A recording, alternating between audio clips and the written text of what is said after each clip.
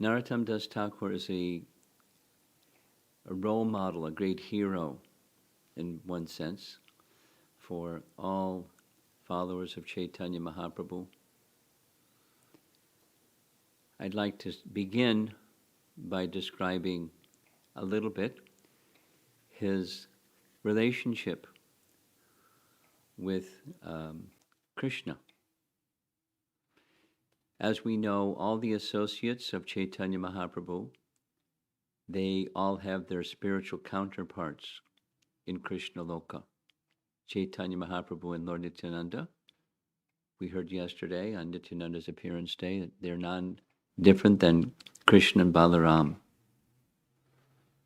And each one of the Panchatattva and each one of the associates of Chaitanya Mahaprabhu, they have their eternal pastimes in the spiritual world.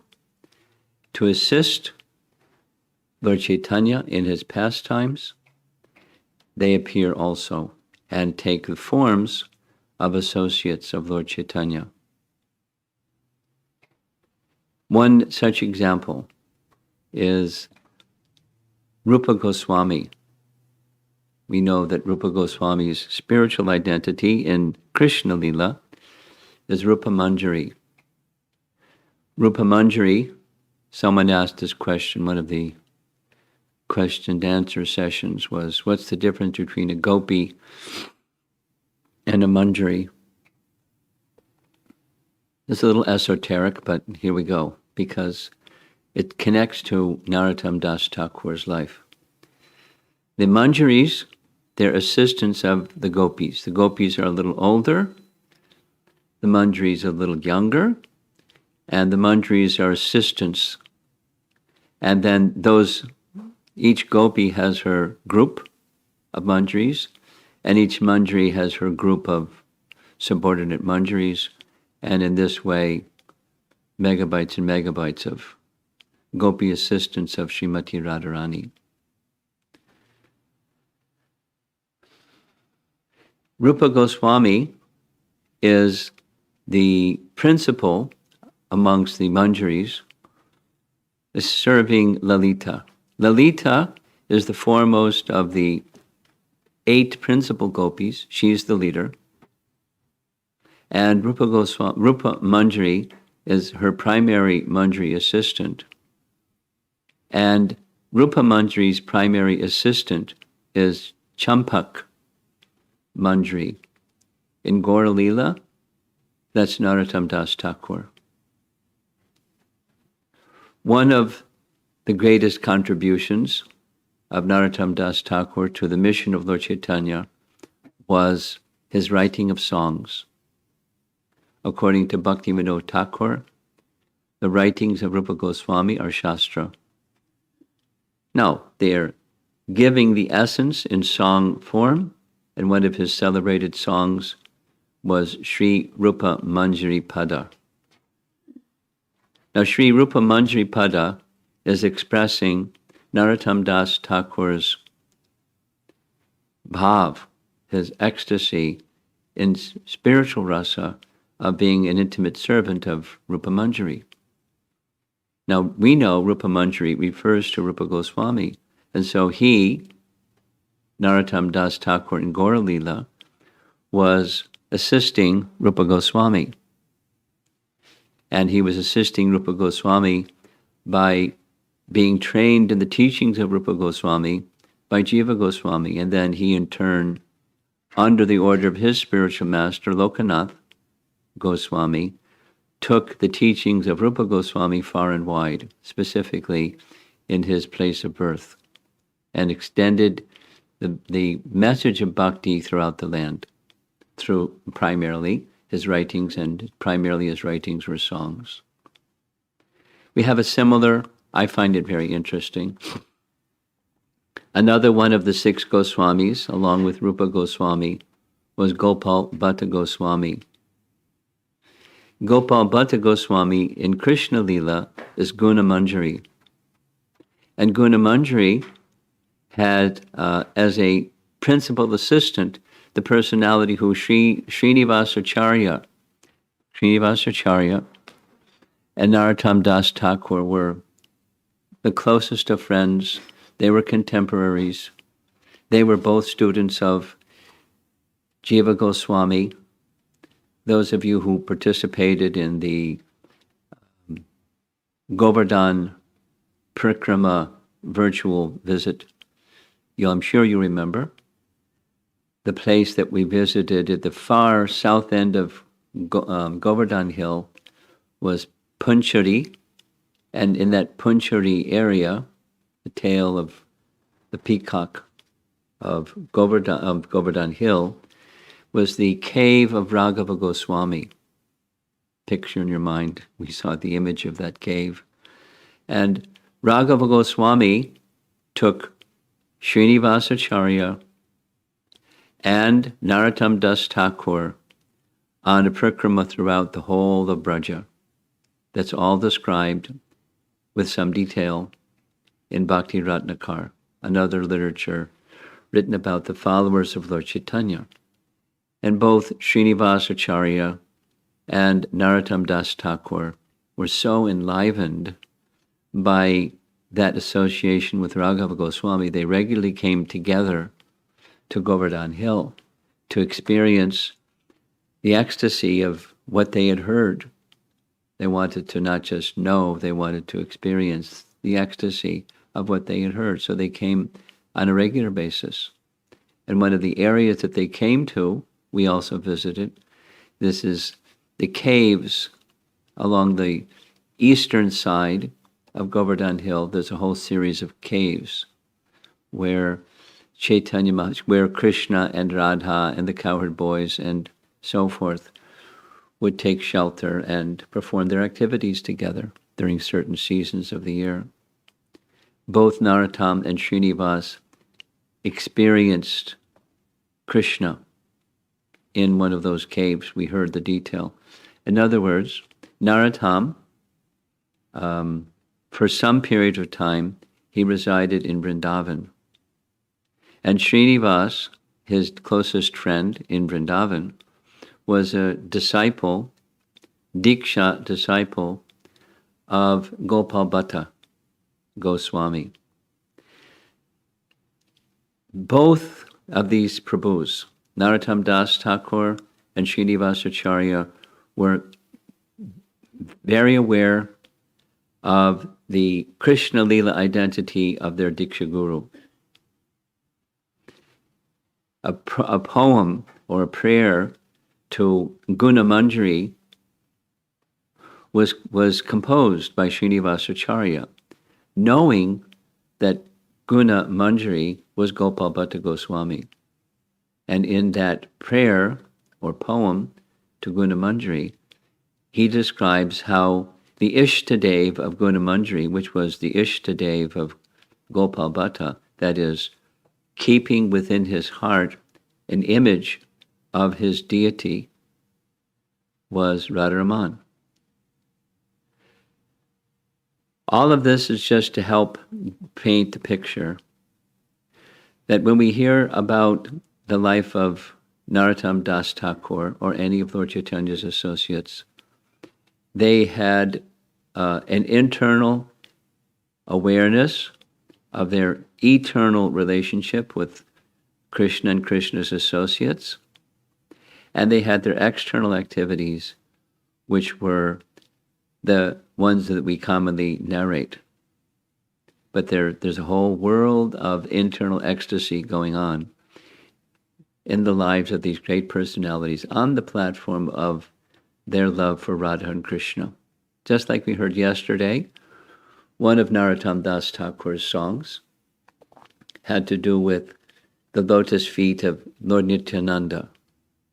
And by attaining shelter of the lotus feet of Lord Nithyananda, only in this way can one get association of Radha Krishna dance activities, the Rasa Leela. He was on a very elevated platform. When he's hankering for the lotus feet of Lord Nithyananda, of course it's service. And the service to Lord Nithyananda was what? Delivering the Jaghais and Madhais of this world. That was the service. And so he did. And so he got the mercy of Lord Nithyananda. And by the mercy of Lord Nithyananda, he got entrance into very confidential subject matters that we hear about, but we don't have entrance.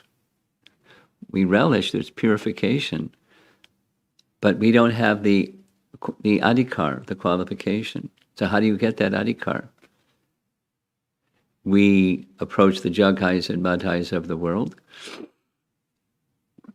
and we call for the mercy, just as Narottama Das Thakur. He's very, very, very much a from the heart acharya, a great inspiration for all performers of sadhana bhakti. So we're honoring him on his appearance day, this particular Purnima, Magh Purnima.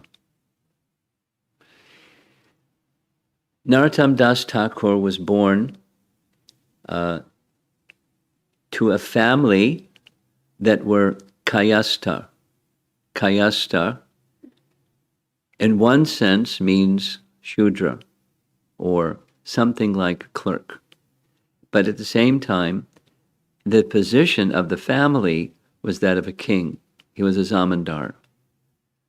His father's name was Krishnananda Datta, and his mother's name was Narayani Datta. And Krishnananda, his father, had a brother. His brother's name was Purushottam Datta, and Purushottam Datta had a son, and his name was Santosh. So these details become important as we go further in the life of Narottama Das Thakur. Now, in our modern context, these nomenclatures, these positions within society, your gotra doesn't carry the same weight. You know, older generations, it carried a lot of weight. Very similar, as you know, or you probably know, now you'll know, in Ramananda Roy and his 4 brothers, sons of Bhavananda Roy, were of the same gotra. They were kayastha. So he, Ramananda Roy, being a transcendentalist, understood he's not his body, and therefore he's not a kayastha. But other people considered him Shudra, and he spoke of himself at times in that same manner. I'm Shudra, I'm a low-born Shudra. But his occupation was that of a governor, and his consciousness was that of one who's beyond Varna and Ashram. And we're aspiring to live our lives according to Varna and Ashram and transcend Varna and Ashram, transcend worldly distinctions. We're encouraged, we're trained to see in that way. But until we get to that position, we act according to our position within society, according to our Varna, according to our Guna, according to our Karma. It's going to happen anyway because we're in the grip of the material nature. We'll act according to our nature. And then there's codes, social codes to act. So Ramananda Roy was on the topmost platform of devotional service, although he was of the same gotra as Narottama Das Thakur. Narottama Das Thakur's father was a Raja, a king, zamindar, landholder, a ruler, Krishnananda. And so Narottama was due, as the son of his father, to receive his kingdom. And his kingdom was vast.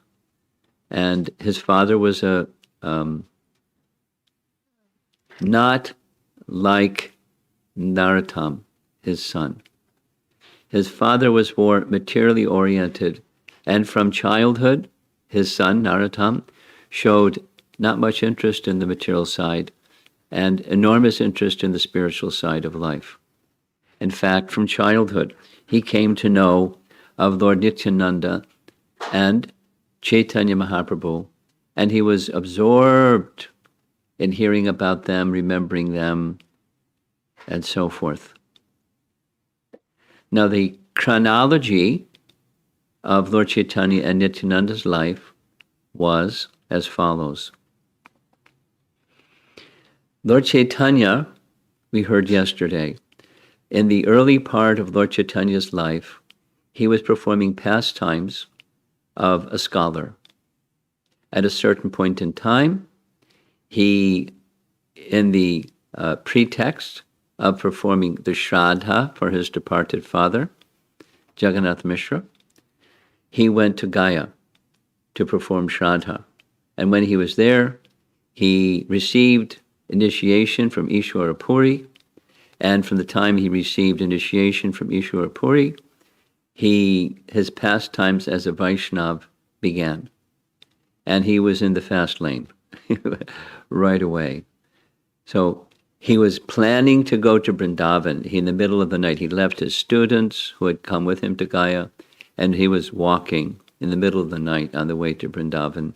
A voice from the sky said, "Not yet. You'll go to Vrindavan later. You should deliver the holy name to the people of your land." So he went back, and along with Nityananda, he went to a place known as Kanai Natashala. So this is still during the youth. Chaitanya Mahaprabhu is not yet at his sannyas stage. He's not yet 24. So it gives you an idea of the relative age. When Narottama, before Narottama was born, Chaitanya Mahaprabhu went in the same area where he would be born, in Kituri, a place in Bengal, on the bank of the Padma River. And when he, after visiting Kanai Natashala, he saw Krishna. Of course, he's Krishna, but he saw Krishna, and he went running to embrace Krishna, and disappeared, and he went mad, in mood of separation from Krishna. In that same time frame, he went to Kituri, and he was calling out loudly before Narottama was born. He was calling out loudly, "Narottam, Narottam, Narottam." And Lord Nityananda was asking him, "Who is Narottam? Why are you calling like this?" And he said, Lord Chaitanya said, this is in a book, Prem Vilas, Pastimes of Love. Lord Chaitanya said, in your ecstasy of love of Godhead, I captured that ecstasy, and I brought it with me.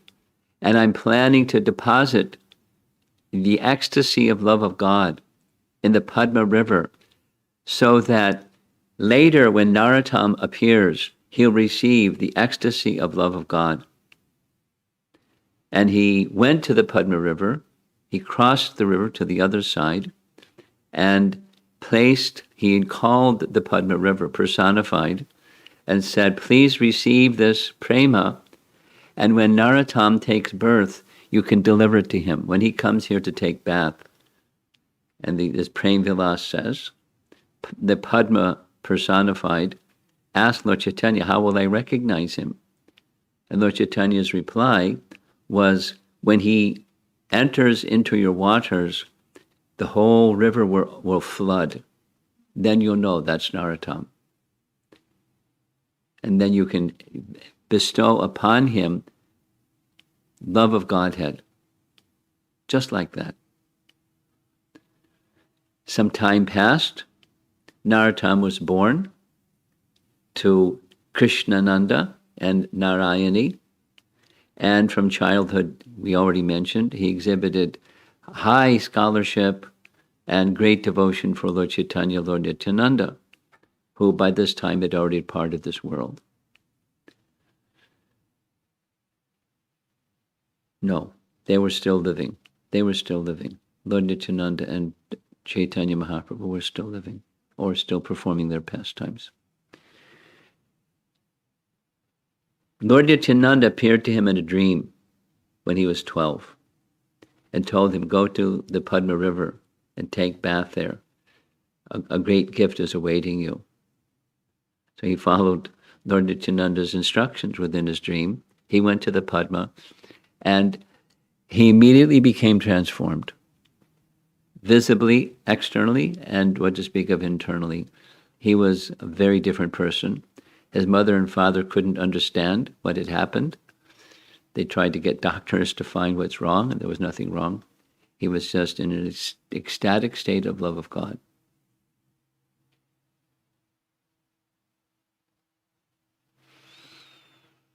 There's two versions of what happened next. One version said he just in the dead of night left.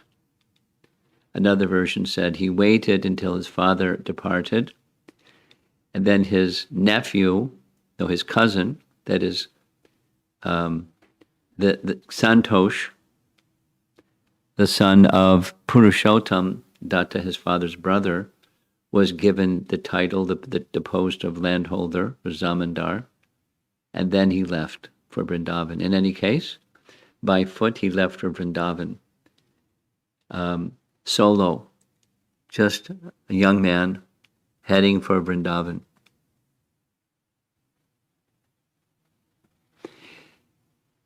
And it's arduous, and he had no lunch pail. He just survived somehow day and night traveling.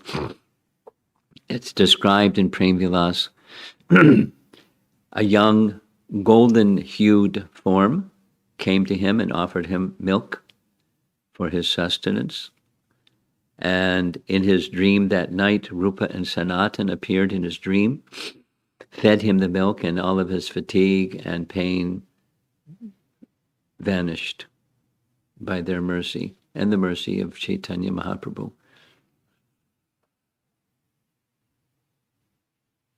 When he reached Vrindavan, he took shelter of Rupa and Sanatan.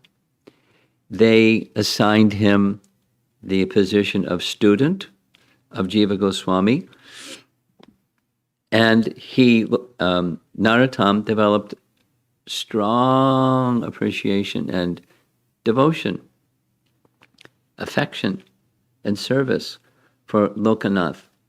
Now it's nice to know something about Lokanath. Lokanath and Bhugarbha Goswami, these two, were contemporaries of Lord Chaitanya.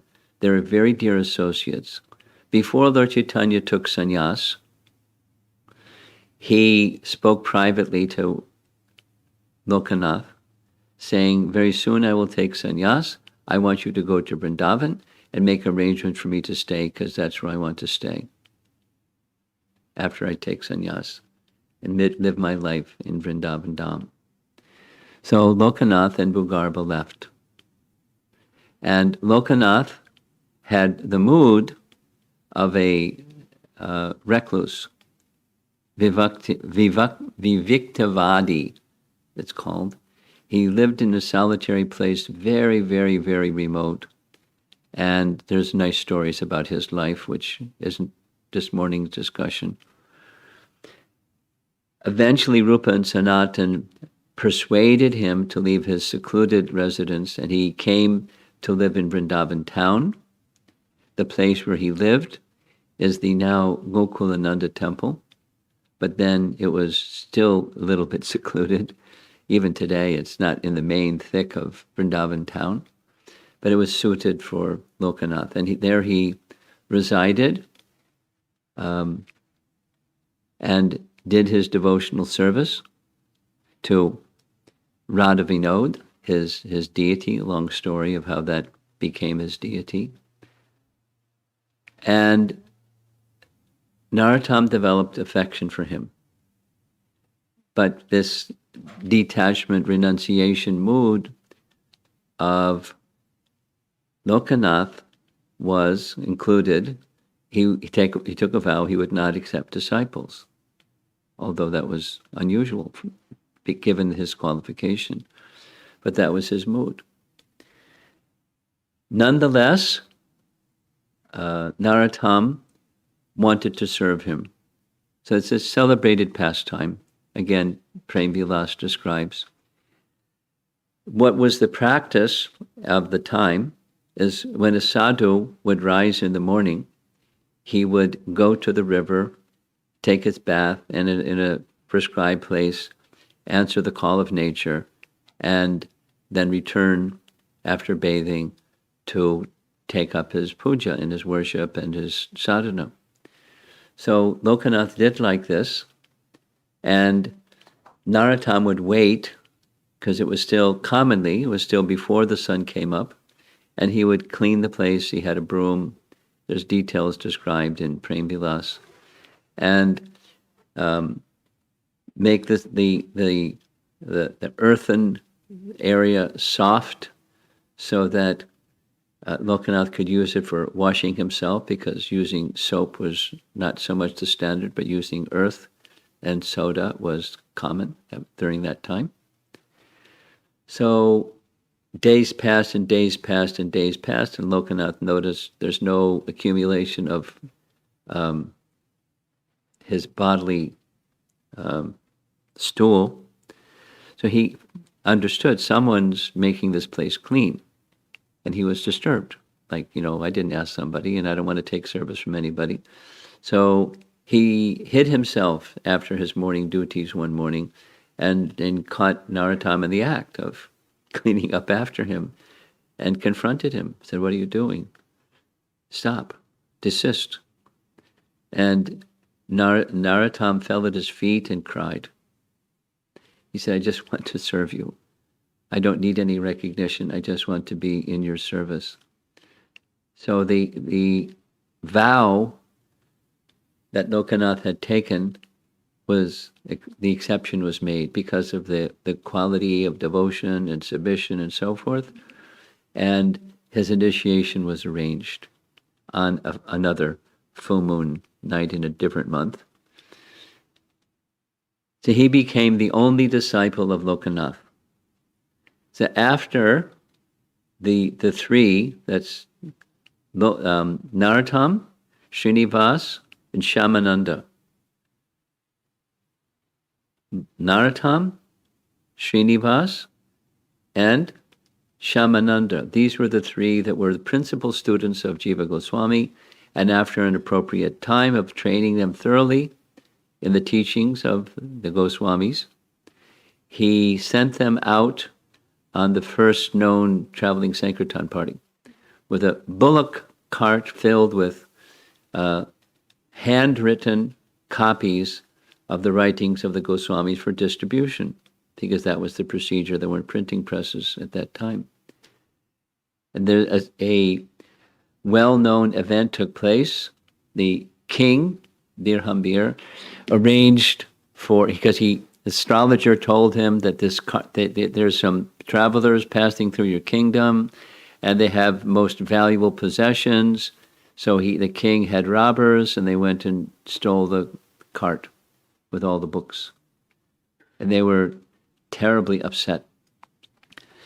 Srinivas said, "I'll stay to find the books, because Lokanath has given you, Narottama, they were dear friends, he's given you the assignment of going back to the same kingdom where you were born, where your father was the Raja, and spread Krishna consciousness there. Take the teachings of the Goswamis and Lord Caitanya to your home place.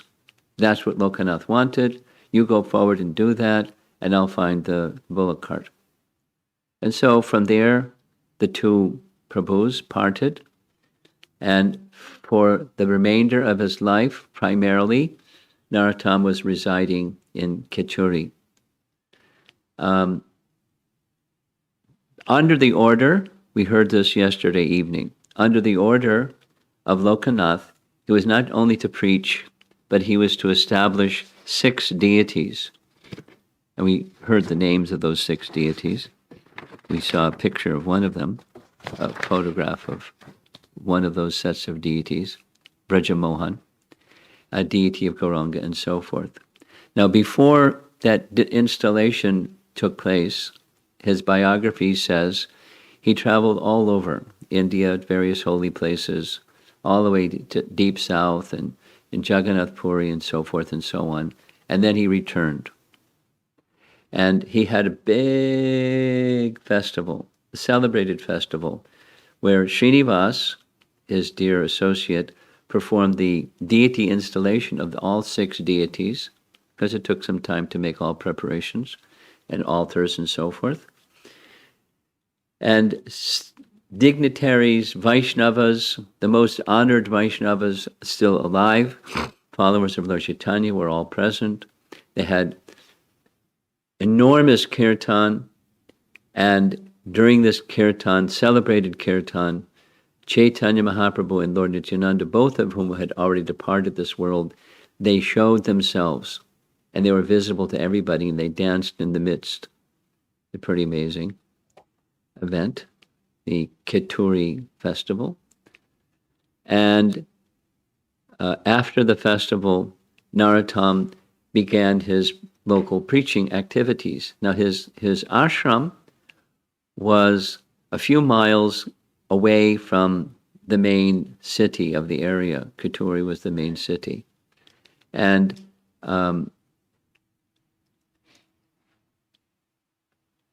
just some further wonderful qualities of Narottama are described.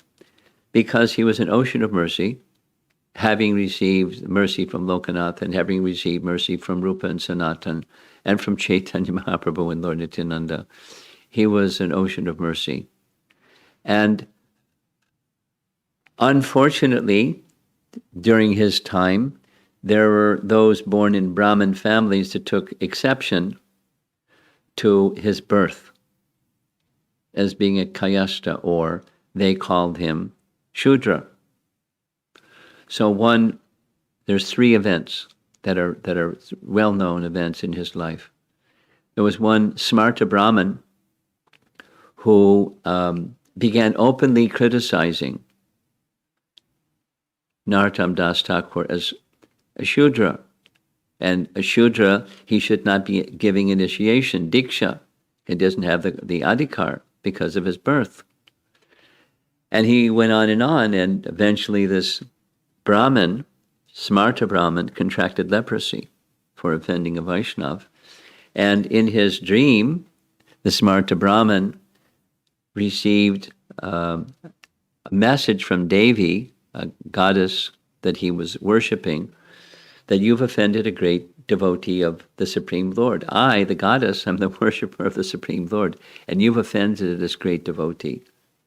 You go and fall at his feet and beg forgiveness, even with your leprosy condition. So he did, and his leprosy was cured. It's kind of like a miracle cure kind of understanding. So the glory of Narottama spread.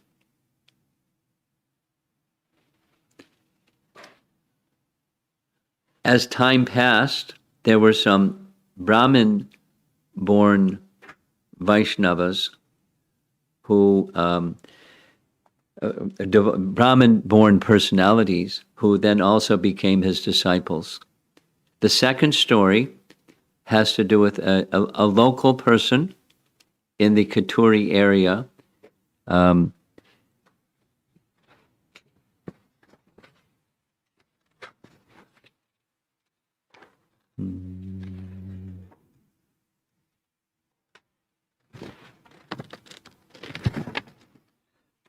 Yes. His name was Shivananda Acharya. Shivananda Acharya was a Brahmin, but he was a worshipper of Devi. And he engaged his 2 Brahmin sons one day in taking a goat and a buffalo to a Devi temple to be offered in sacrifice. And as they were passing near the ashram of Narottama, he saw them and asked them what they were doing. They explained their father had engaged them this way, and he preached to them in such a manner, not just like heavy, but purity. The real position of Brahmana, well, you know the whole message, is to know the personality of Godhead Vishnu. And this kind of activity, this karma kanda activity of offering animals and sacrifice to Devi, this is not to be done. This is in a lower standard of rituals. And by preaching and preaching and preaching, they accepted his conclusion. They let the two animals, the goat and the buffalo, free. Under his instruction, they took bath in the Padma because of even the intention of animal slaughter. And they came back to Narottama and accepted Diksha from him and became Vaishnavas. Well, that disturbed their father, Shivananda Acharya. So Shivananda Acharya enlisted the assistance of a Smarta Brahmin from Mithila. Now Mithila is some distance from Bengal, but that Smarta Brahmin named Murari came to challenge Narottama Das Thakur in debate about his status and Vaishnavism and so forth.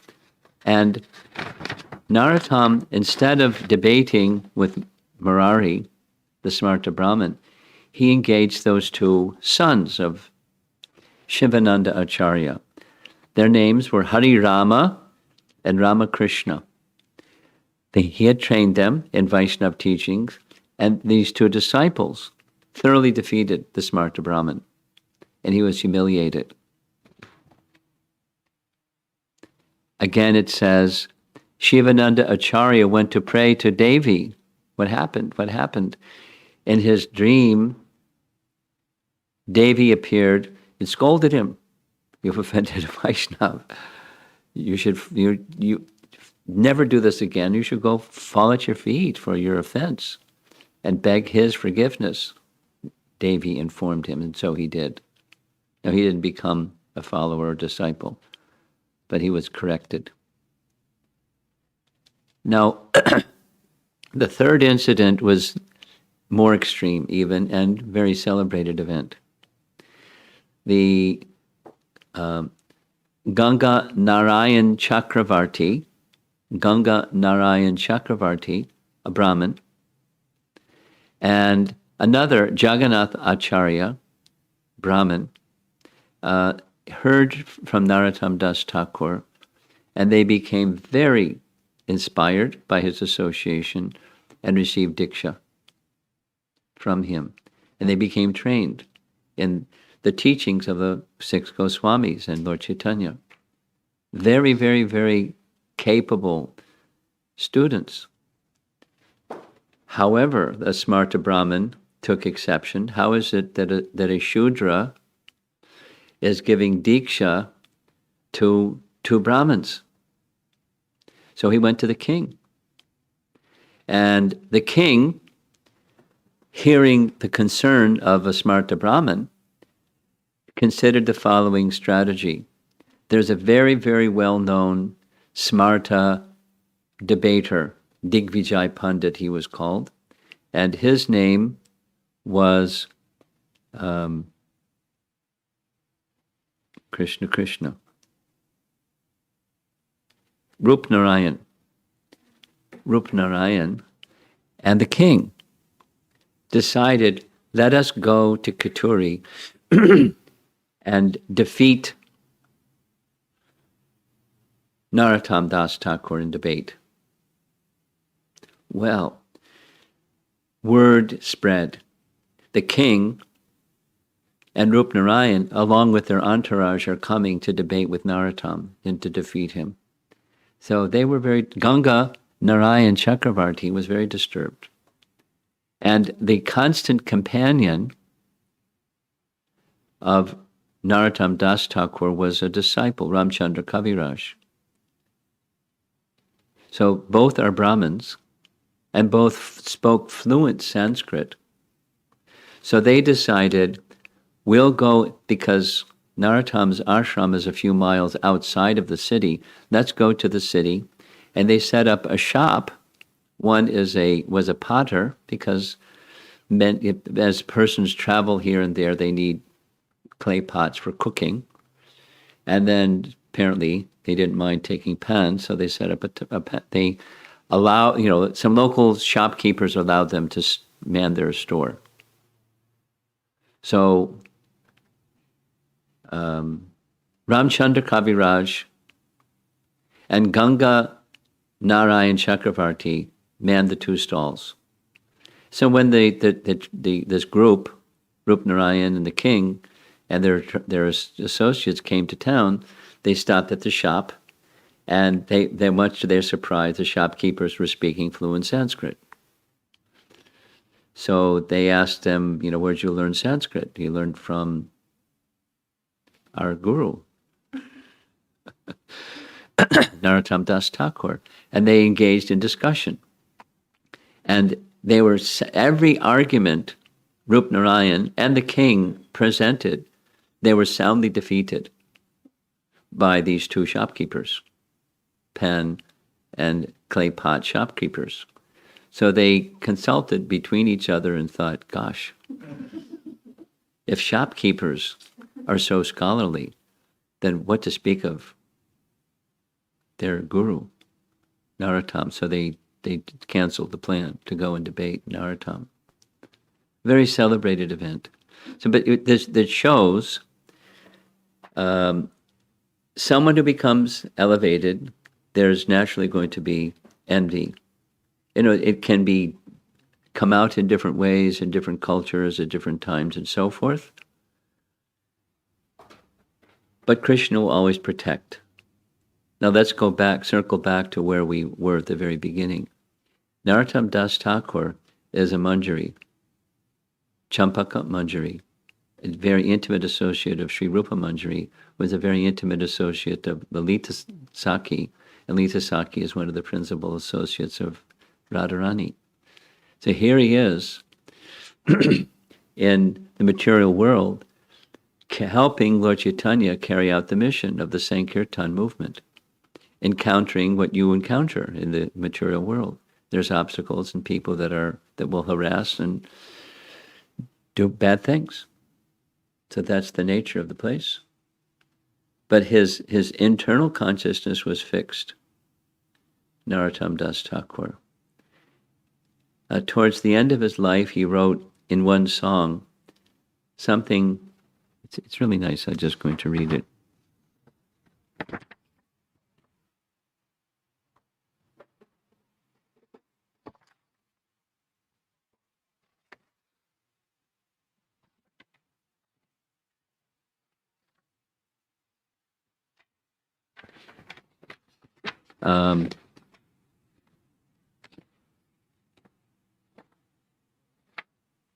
Here it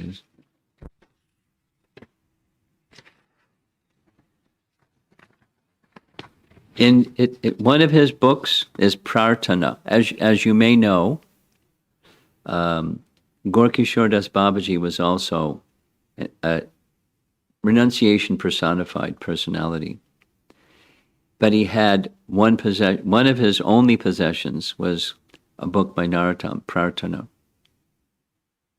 And in Prarthana, because Gorkishore Das Babaji also lived in Vrindavan, we saw his place when we did the Govardhan Parikrama near Radhakund. But he left Radhakund to give his association to Bhaktivinoda Thakur, or receive Bhaktivinoda Thakur's association, say it that way.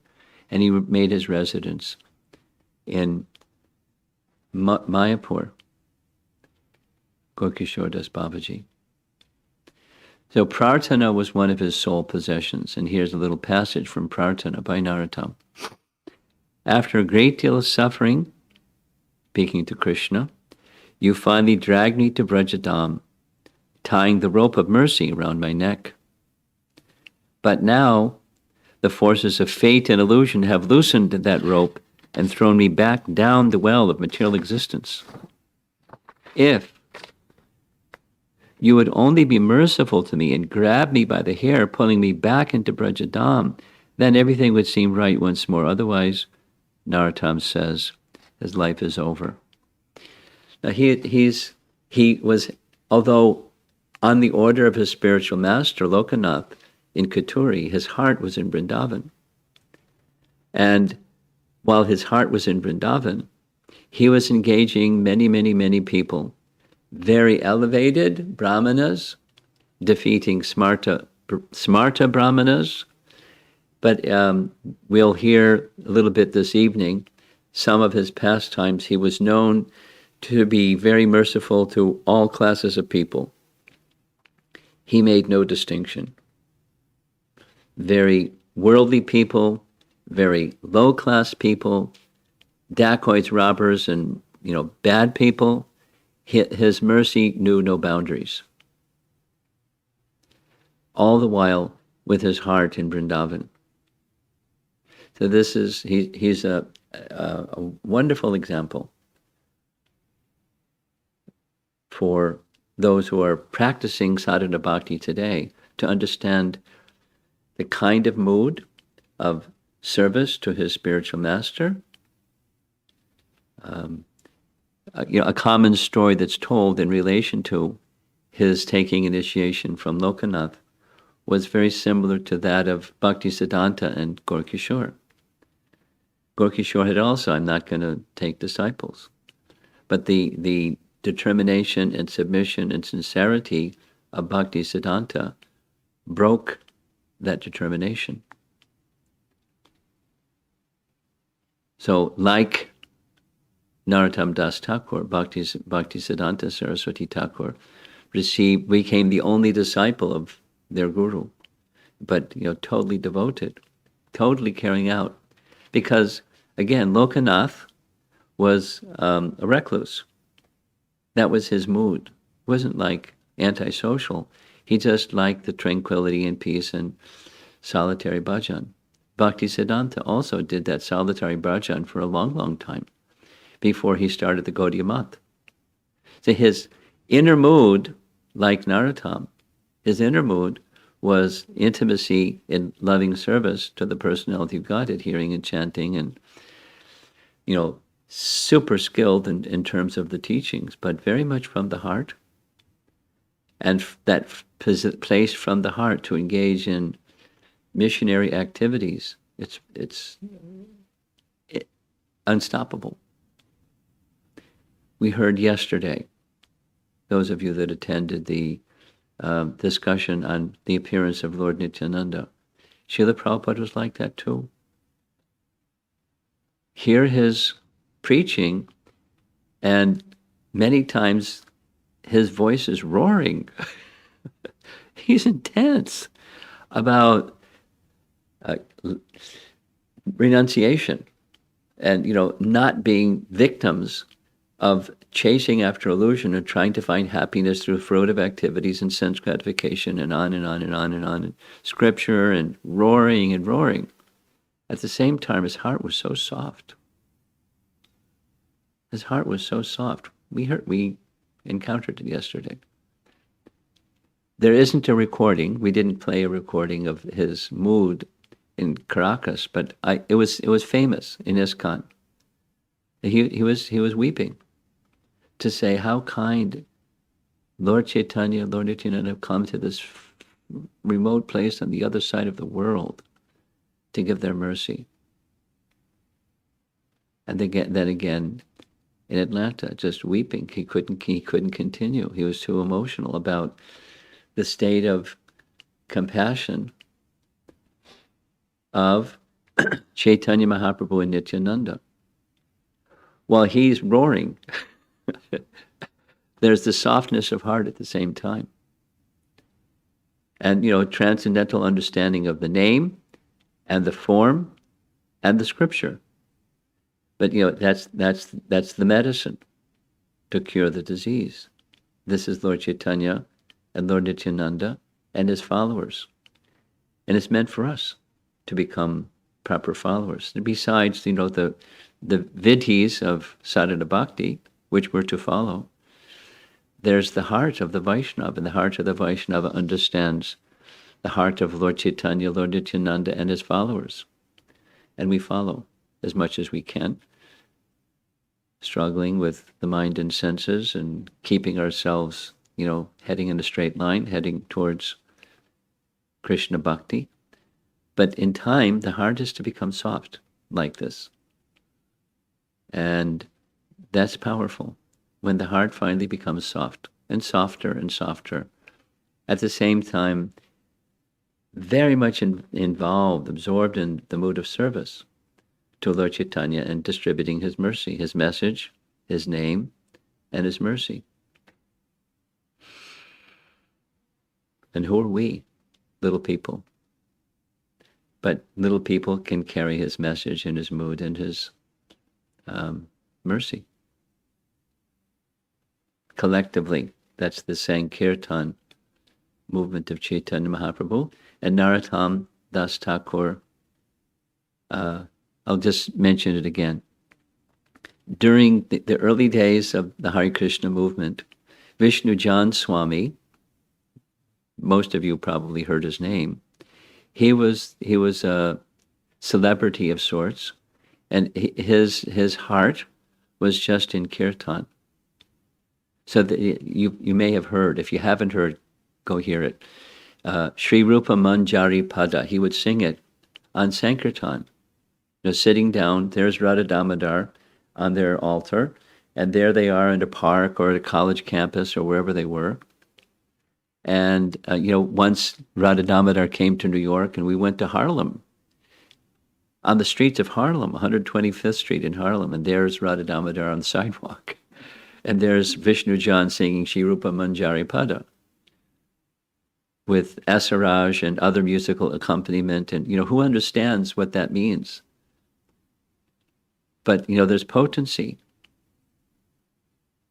in these Vaishnava songs, that as that potency cleanses the heart, then slowly we can start to understand what we didn't understand before about the mercy that we've received and who are the distributors of that mercy, and making our heart open to receive more and more of that mercy, eagerness for mercy, while we undergo the rough times of life. There's lots of rough times, not just the purification rough times, but just the nature of living in this world. It's rough. Take shelter of Chaitanya and Lord Nithyananda's lotus feet. That's the message we've been hearing. We're going to hear some more, because coming up is Lord Nithyananda's appearance day. So let's see if there's some discussion.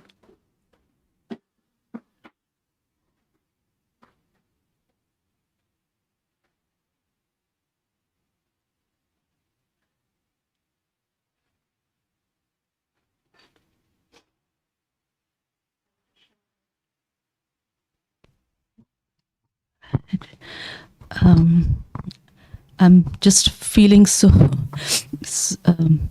the shower of mercy, really listening to all these pastimes, starting from yesterday. We've also been reading Chaitanya Charitamrita in our reading group, and we started with the childhood pastimes of Chaitanya Mahaprabhu, and we just, every day, the realization is the same. It's just so blissful to hear about his childhood pastimes and all the little things. One thing, Maharaj, like you mentioned, to accept, to be open to mercy.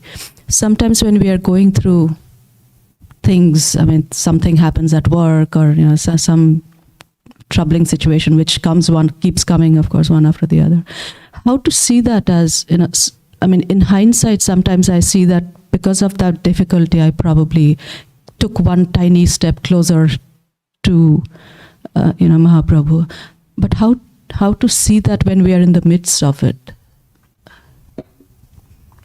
The how-to has to do with where your shelter is.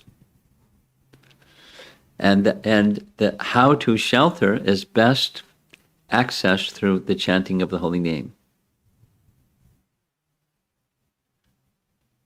It's quite simple. There's chanting, and there's chanting with shelter. There's making the sound, and there's making the sound where the heart is taking shelter of the sound. And you become dedicated to that, and expand it, the topics of Krishna in general, and then the heart goes there, because the heart has become clean, and the heart has oriented itself to taking shelter. And when that taking shelter becomes matured, it can be the greatest storm outside. And it doesn't disturb the heart, because the heart has accomplished taking shelter. That's the bhakti process. Now, like you say, it's kind of incessant or nonstop. The waves of the river keep moving, and it's a new wave all the time. Doesn't stay, the old one doesn't stay, the new one keeps. But then there's the river of rasa, bhakti rasa, sindhu. And so we go there. We're not there yet, but we go there, we practice the taking of shelter. Namanta eva, going back to our Lord Brahma's prayers. Namanta eva, namanta eva, namanta. So then if you from your heart you practice, not just when there isn't disturbance, but even when there is disturbance, your heart is there. Namanta eva.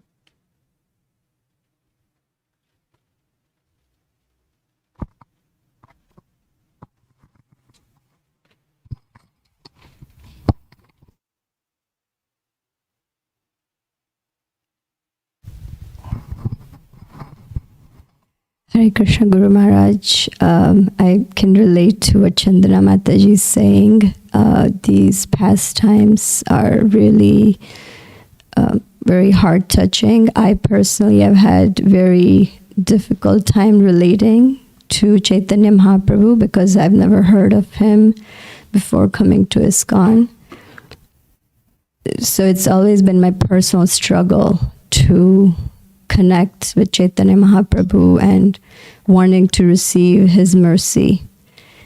Though I hear that it's available abundantly and we can, and this time actually I'm feeling it, just hearing these pastimes, trying to be a little bit more attentive. So I just comment in appreciation. And even just until now, I've always just tried to connect to Srila Prabhupada because that is... relatable. Yeah. But hearing about these acharyas and how they're all connected, how they have paved the path for us to be where we're at, just seeing that connection, there is definitely something... very touching to the heart. So thank you so very much for narrating these pastimes.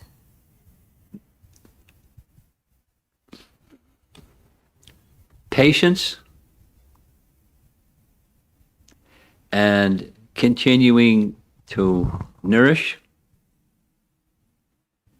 by the watering process, by the sound vibration is the watering process for the seed, to sprout the seed.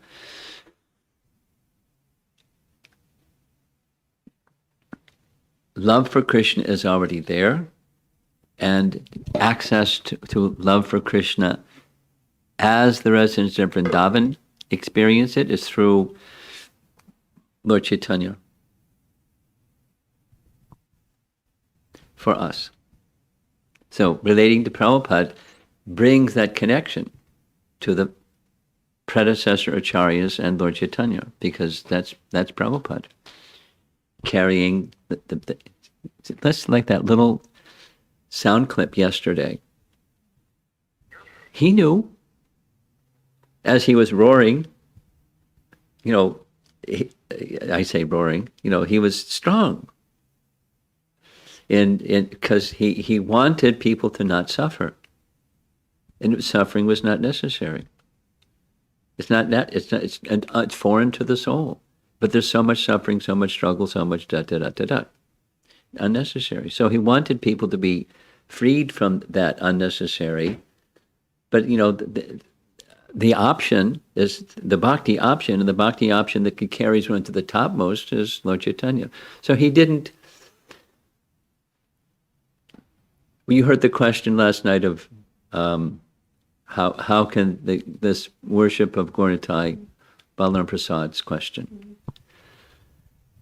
It's reading Prabhupada's books, and when you read Prabhupada's books, it comes out. It's pablamized, but it comes out. And then when you read Caitanya Charitamrita, it's less pablum. It's more chewy.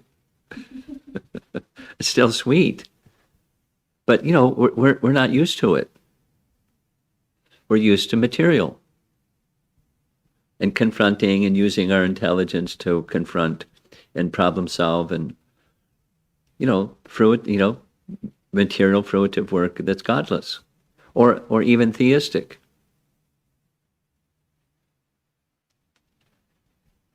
This is a little sharing. I was thinking this morning about a question that came up in Detroit. I was at a family's home, and in their group, they're reading Bhagavad Gita, and one question came up about Madhavendra Puri's making a prayer, saying, I can't anymore worship this one, this deva, that devi, because my heart is filled with worship, so please forgive me. So then the question that went around and around for about half an hour about worship of devas and devis. And one of the persons in the audience said, when I was little, that's what we did. And I wasn't thinking, I want my material desires fulfilled, and therefore I'm going to this gathering, that gathering. It was religious. I thought this is what religious people do, and I wasn't thinking, let me get this and that. So I was thinking some more about her question. That's there. The material propensity is carried in the heart of we wouldn't have a material body if we didn't have it. Material propensity, be an enjoyer. So it may be, religious worship, but the material desire is impacted whether it's explicit or implicit. And it's not going to be removed by worshiping this devi and that deva. It may not be your explicit, upfront, honest, I want this, I want that, Om Jaya Jagadisha Hare. Or some people are very explicit. Some people are implicit. But the heart, it needs to be cleansed. So worshiping of that type isn't going to cleanse the heart. Antavattu palam teshan. So limited and temporary, but not heart cleansing. And this is heart cleansing. So the struggle of relating is, it's not addressing that contamination other than the removal of it. And it's not, it's foreign to me. It's not foreign to me. In my conditioned life, it's foreign to me because we just forgot Krishna. And so we're struggling with problem solving and trying to find happiness in the temporary and material life. And this is another program. It's a whole other paradigm. And the lotus feet of the Lord are being extended through that sound vibration. So that's, circling back. I have a little difficulty relating because it's foreign to me. I didn't grow up with it. I grew up with other stuff. And the other stuff looks like this and that and the other thing, and I can relate to it.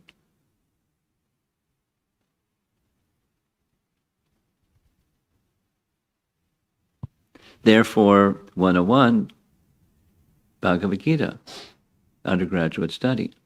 But then Bhagavatam, and then Lord Chaitanya's mercy. So be patient. That was where I started. Be patient, and with faith in Guru and the Parampara, Prabhupada and the Parampara preceding him, not understanding everything. That's okay. Intrinsic faith. And that's one of the writings of Narottama. It's right in one of his songs. I didn't read it, but just a little faith. Someone sent that quote to me yesterday. A little faith in the lotus feet of Lord Chaitanya, Lord Nithyananda. One can go beyond that struggle. Our faith is pretty little because It's, we're still struggling. It's okay. Be patient. And our group is also taking inspiration. I've been listening to all these devotees reading Caitanya Charitamrita. So our reading group will also be beginning to prepare for Gaur Purnima and start reading Caitanya Charitamrita. We're busy, and we have to perform our worldly duties in a responsible manner. We can't neglect them. However, life is more than that. The needs of the soul are to be attended to. And when we do that, then even the tending to the worldly duties takes on a different complexion. And when difficulties come up in the office or wherever, whatever, left, right, sideways, we have some grounding or some spiritual strength, some spiritual purification, some spiritual orientation, then we can handle it better. And intelligence will be given better how to handle this and that. There's so many different stages of life. So many. And we've passed through some, and there's more coming up.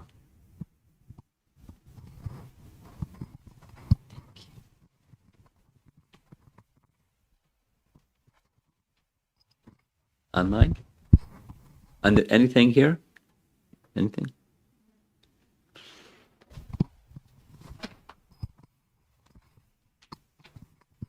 How old was Narottam Das Thakur when he left to Vrindavan? 12. 12. Young man. Similar to the age of Lord Nithyananda when he left.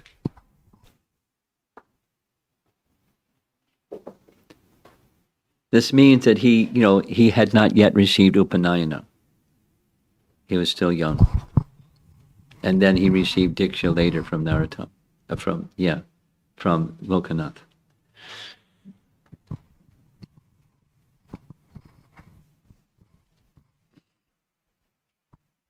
Snehavalli Mataji's question.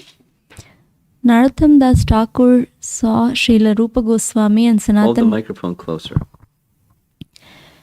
Narottam Das Thakur saw Srila Rupa Goswami and Srila Sanatan Goswami in his dream before even meeting them, which is much like Lord Chaitanya mentioned Gopal Bhatta Goswami to take shelter of Srila Rupa Goswami before Lord even met them in Ramkeli.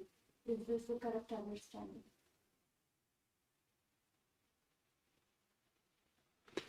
The reference was to Gopal Bhatta?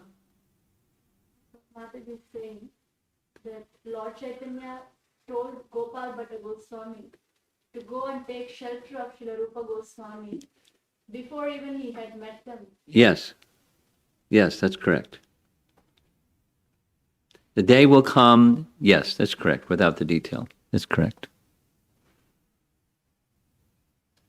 Uttama Bhakta Prabhu's question. Are there any internal reasons why Lord Chaitanya's mission was interrupted for quite some time before it was restored by Bhaktivinoda Thakur? We know external reasons being unscrupulous and unauthorized people and practices. Are we going to have a microphone or no? Change the battery? Yeah.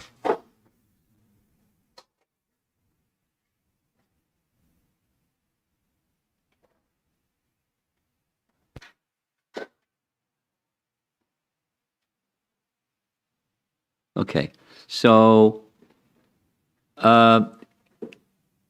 aside from unscrupulous, it takes submission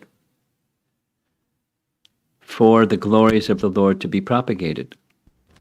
Submission to the austerity and the sacrifice and the effort and the endeavor and so forth to make the glories of the Lord again surfaced. Going back to Bhaktisiddhanta Saraswati Thakur and his phrase, Vaishnava Vishvaraja Sabha, using the metaphor of a river that sometimes goes underground and it's not seen, and sometimes it's above ground later on in time.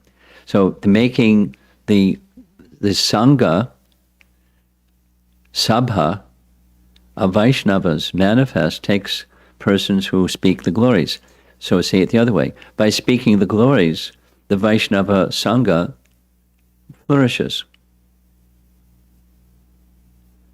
So it's not just deviation, it's a laxity in propagating the sound vibration of the glories of the Supreme Lord. The Sankirtan movement of Chaitanya Mahaprabhu is slackened, aside from the deviations.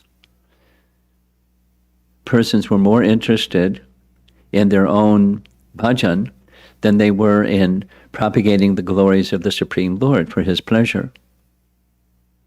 So we need to do some of both. We need to cultivate our own internal bhakti. And to get the mercy of Lord Chaitanya, we need to get the mercy of Lord Nithyananda. To get the mercy of Lord Nithyananda, we have to propagate the message of the personality of Godhead, exactly what Lokanath wanted Narottama Thakur to do, and so forth. And because that happened, it flourished. If he had stayed in Vrindavan, it wouldn't have, aside from, deviations. It wouldn't have flourished. It did flourish because Lokanath instructed him. Just Gorkishore instructed Bhakti Siddhanta. Gorkishore would not even go to Calcutta to see an eye doctor, so he had a pastime of going blind. But Bhakti Siddhanta showed he also had the capacity of being a Babaji, total recluse, Nirjan Bhajan type of person. And he spoke against it. He wanted, later, on the order of his guru, he started the Gaudiya Math. And therefore, knowledge of Krishna's teachings, as Lord Chaitanya gave them, became widely known. So it's the preaching mission must be propagated, not just deviations is the cause of things going underground or being apparently lost to the world. And we should learn a lesson from that. We're receiving, we should give.